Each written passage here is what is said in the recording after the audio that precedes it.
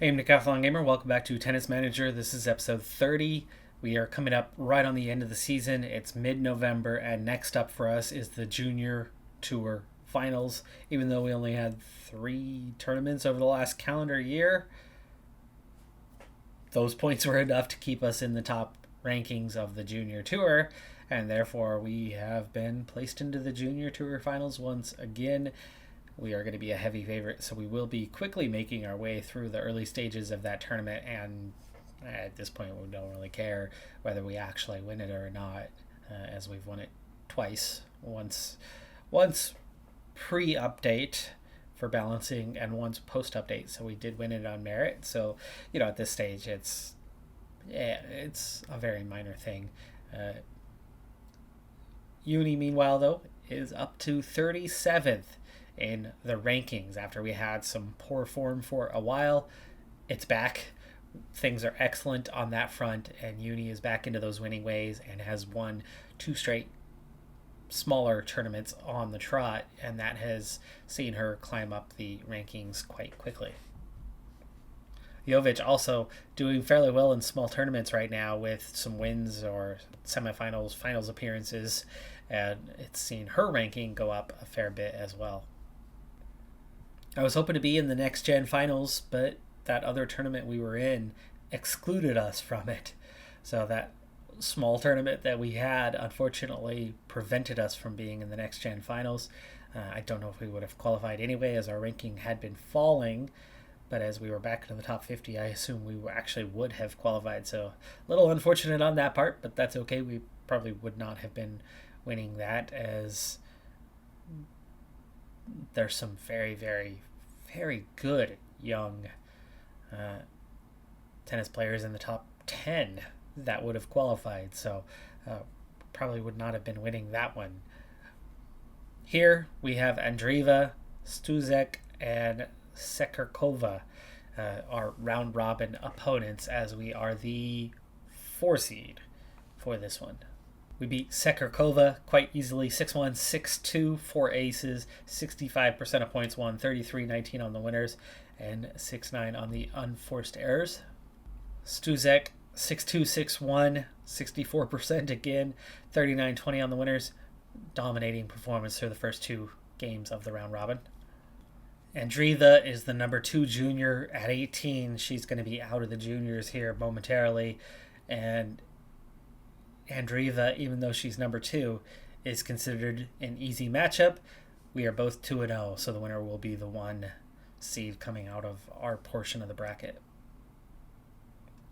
6-0, 7-6. We did go to a tiebreaker on one set, but otherwise dominated the other. 59% of points won overall, and we are into the knockout phase. And here are your semifinals. We have Samsonova, who is the number 1 junior player now. I'm not sure if we've played Samsonova before. We'll find out in a second. And then Tudor and Andreeva, who we already beat quite easily in the other semi. Samsonova, now 17, is somebody that I have scouted. So she is one of our potential signings coming into this next season. The Czech player is considered an easy match, so it looks like we should be comfortably through the juniors tournament overall. 6-1, 6-4, 59%. Yeah, these players, the junior level has definitely become much too easy for us. It's quite clear that Uni is now the best junior in the world by some margin. Andreeva, a 3-set winner, gets to the final for the rematch. We were very comfortable in the round robin play. Let's see if that remains true here in the final. It's the junior level. We're so over this one. We will not play this one out live. Win or lose, it doesn't matter. But it's a comfortable win. 6-0, 6-1, dominating every aspect of the game. And she only made 7 errors, too. And we still completely controlled this thing. 30 winners to 6. So that should ultimately wrap up Uni's junior career. And it should have been wrapped up a year ago anyway. But that is 3 junior finals victories, 5 Grand Slams for her, and you can see how she's looking at the senior level with plenty of smaller level victories to her name, but only a single 125 and a single 250. Actually, oh, that last one was our second biggest tournament victory, because it was a 125, I believe, bumping in ahead of a couple hundred levels. So that's good. That is actually progress. That was her second biggest win. We've been kind of focusing on those 250s and had not been performing well, and the morale had dropped. And I like this. I like that you're seeing how many tournament victories you have on the different surface types, plus your overall win rate. Now, I know grass started really slow for Uni. Her first year or so, she was really poor on grass. This year, I think she's been much better. Yes, this year she's been at 81%. It's still technically her lowest percent win rate of any, but I mean, she wins 84% of her matches. She's a good player. She's a very good player. And we're almost pushing into that elite level. Comfortably at 4 stars now, into the top 40. I think next year we'll be climbing into the top 25 at the very least, if not the top 20 even, or top 15 by the end of the season, especially as we continue to work on these primary attributes and bringing them up that little bit more. But as we add those skill shots, which will increase her ability to hit winners quite a bit more, because she'll have the skill shots that become winners. And those are where she's making most of her mistakes these days. So bringing those up into 13s will really, really help out the ability to hit winners. End of season report specifically to the period that we were in though, which was the indoor season. And for Jovic, she's gone from 267th in the rankings up to 107. 8 tournaments, claiming 2 victories. I think she had 2 finals losses. I think she had a semifinal loss. So that covers 5 of those 8 tournaments. That was a really good stretch for Jovic. Grant improving in the juniors category, going from 57th up to 40th, but she is still quite some margin off from where she needs to be. Now, my problem with these two is that it was probably only an 8-week period, and they played 8 tournaments. They never train. I hate to say it because it's annoying to have to do. It takes time. But I'm going to have to manage their calendars next year so that we can actually get them training. Realistically, the best way, the ideal way, is to play a tournament, train for 2 weeks, play a tournament, train for 2 weeks, play a tournament, play for 2 weeks. To mix in, especially if you're doing Grand Slams or larger tournaments, you want to, ideally set those up first, and then you're kind of filling in those gaps. So occasionally you're going to have 1 week on, 1 week off, but we need to fit in, 20 to 30 weeks of training, preferably 30 weeks worth of training, and only play 22 tournaments a year, not 40 tournaments, 45 tournaments in a season. They're not improving when they do that. And their ranking isn't going up either, because since they're not improving, they're not getting better, and they continually lose their tournaments. So the development's been pretty poor for those two, though we definitely noticed that Grant is starting to improve a lot faster than she was previously. Hopefully this next year maybe we'll start to break into that level for Jovic as well, being another year older. Grant, as a pro, 1 tournament. She did win 2 matches there, and it did help her ranking, but it was very small level. She's still outside of the top 1,000. Uni, 4th in the junior rankings, but she would have a new rank following this, as those points wouldn't have been added up yet. The tournament just ended. It's still Sunday, so we would see the new rankings come out Monday. But 1 tournament, 5 wins out of 5 matches played. Of course, it matters at the World Tour level. That's the one we care about. And she has jumped from 55th up to 37th in the rankings with a really solid performance through there. 3 tournament wins and a 91% win.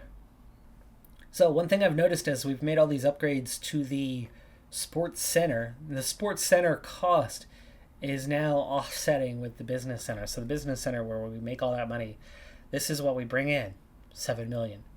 Youth and Scouting 2.65, Medical Center 2.2, and Sports Center only brings in $1 million. But on the expense side, you can see the Business Center, expense-wise, is 1.35, pretty much offset, a little bit negative, a little bit negative, a little bit negative, barely positive. So our infrastructure now costs more than it earns. So we're not suddenly having a huge turnover in a positive sort of way where we're making loads of money, and those last few upgrades that we have to do are going to be fairly costly, which means we are going to need tournament winnings. We are going to need equipment suppliers. We are going to need an injection from the board to actually remain profitable. But of course, we're at that stage where there's only those few upgrades left to go, so we'll be done pouring money into things. I realistically just need to pay our staff and hire our athletes and go out there and do what we're doing, develop them and win. The rest of that's just about done deal. This is how far we've come. I've just approached a level 9 out of 9 scout. Maximum level. One of the 2 best scouts in the world. And they are willing to sign a contract. And it's not even, an American, it's a Serb. We are in great shape to get this Serbian signed on with us. I don't care what our conditions are.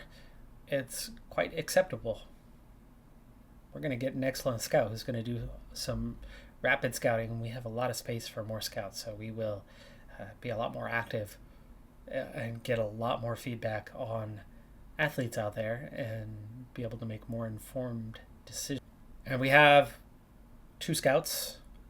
We're going to make that 4. We could have 5, but for now we'll go with 4. And it looks like a level 8 American scout this time. Hina Black is willing to sign with us. So scouting is now going to be in really great shape. Uni has made the top 10 players in serve points won percentage and is first. And first serve percentage. So she did a really good job serving this year. Following a board investment, we've got a little bit of cash here to spend with 3 upgrades remaining. Grass court is our weakest as a player, so we are getting that one done first. We have indoor hard courts and clay courts still to go. I'm trying to think of what we play on most often, maybe the hard courts. So we'll go ahead and get that upgrade done next. And that leaves just 2 upgrades left to go. I think once we get back up to about 2 million, we'll get on with the next one.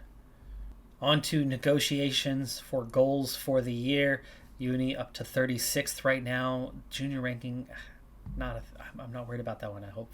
Hopefully she's not looking for any goals there. I don't think she will.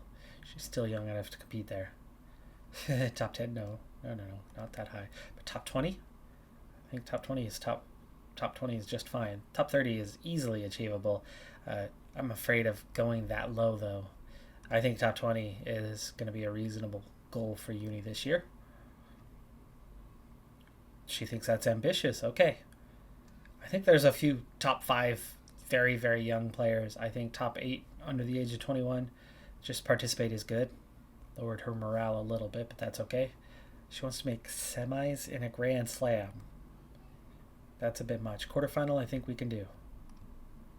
Win a 280. Have we won one? Yes. That's the bottom level we have won. We're going to have to replicate that this year. 250 technically. Maybe we can push for a semifinal just to be safe. Okay, she wants to make a final. That's fine. Her morale has dropped, but for me that's okay. We can recover the morale. It's okay. Top 5 minimum, so top 5 I guess. On to Grant and her pro circuit goals. She's only 127th. I said 127th. 1,027. Top 750 I think is pretty reasonable. We can get her going on that. Okay. Qualify as a minimum. Win one title of 80 level or above. That seems a big ask. How about a semifinal? National ranking top 100. And no junior goals for her. How old is Grant? 17. And that's it. 0 junior goals for any of them. It's all World Tour, so we are going to be focused on the World Tour this coming year. I had agreements with 6 staff members to join. In the end, only 2 of them actually finalized their deals. So we have 1 new coach, 1 new physio. I'm going to have to go back to the drawing board and see if we can't hire 4 more staff members to get us going. And even then, I don't think we'll be done quite yet, as we are looking to add that staff. I want to get those last 2 upgrades done before I go crazy, but it's time to, expand. So Jovic, as we enter the new season, has had she's matured, I guess you could say. She's had that automatic improvement. This one, Killer Instinct +3 and a +1 to her composure. Killer Instinct now up to a 10. Neither one is terribly good right now, but it's definitely a step in the right direction for her. And we'll see again if she's going to start developing. But stamina seeing just a 1% increase suggests that Jovic is still in for a very slow development type year. This time also, 3 out of 4 staff members have agreed. So we didn't lose 4 out of 6. We got 3 out of 4. Nguyen is open to contract negotiations. That's how big we're able to get. We'll see what type of player she wants to be, a major player. Now, we have plenty of slots, technically, but, the big thing is how many can we fill in, because how much staff can we afford until those upgrades are done and start settling in. We got to figure out where our finances are going to be at for all of that before we just flood in a bunch of players. But Nguyen wants to sign with us. Very, very high potential, where her level right now I think is 3.5 stars, and she's a 4.5 to 5 star potential. No, she's full 5-star potential. We can get her for multiple seasons. Try 3. Okay, she's up for that one. I'll aim for just 25%. Okay, apparently we're aiming for 19. Should have accepted the 23 that she was asking for. Looking at her stats, she's an early bloomer. At that, she's got a star and a half to go to get there. She is very close to where Uni is and was. You can see her speed is a bit off, her agility is a bit off. Some of her physicals are definitely not where Uni's are. Mentally, she's close. Technically, she's same or better. The main ones are a little bit behind where Uni is, but then those skill shots are really good. She's very balanced technically. So she's definitely not far from where Uni is, and we would instantly have somebody pretty competitive on the team, added to the team. If she signs on the dotted line, we'll see. She wasn't terribly thrilled by the end of those negotiations. Preseason training is so easy to overload because preseason training is already overloaded. It's already increased. So I don't mess with preseason training. I used to try to add 1 session, but then you would add a lot of fatigue, and then you go straight into a Grand Slam, and it's like, oh. So these days I don't mess with it. I let them do their preseason training. But here's a really good comparison for how everybody's developing right now. Uni has 16s and 14s on the attributes that are here, which means they're slower to grow, slower to gain, and she's still gaining 11 of 15% across those top 3 gains.